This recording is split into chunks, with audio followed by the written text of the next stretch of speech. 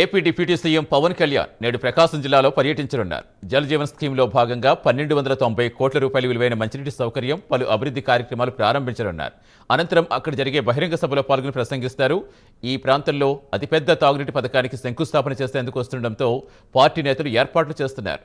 పవన్ పర్యటనకు భారీ బందోబస్తు ఏర్పాటు చేస్తున్నారు.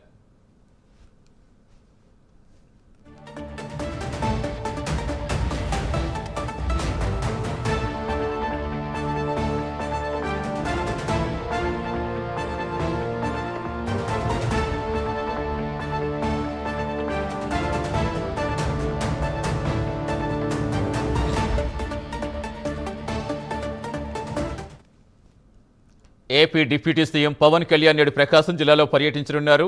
జలజీవన్ స్కీమ్లో భాగంగా 1290 కోట్ల రూపాయల విలువైన మంచినీటి సౌకర్యం, పలు అభివృద్ధి కార్యక్రమాలు ప్రారంభిస్తారు. అనంతరం అక్కడ జరిగే బహిరంగ సభలో పాల్గొని ప్రసంగించనున్నారు. ఈ ప్రాంతంలో అతిపెద్ద తాగునీటి పథకానికి పవన్ కళ్యాణ్ శంకుస్థాపన చేసేందుకు వస్తుండటంతో పార్టీ నేతలు ఏర్పాట్లు చేస్తున్నారు. పవన్ పర్యటనకు భారీ బందోబస్తు ఏర్పాటు చేస్తున్నారు.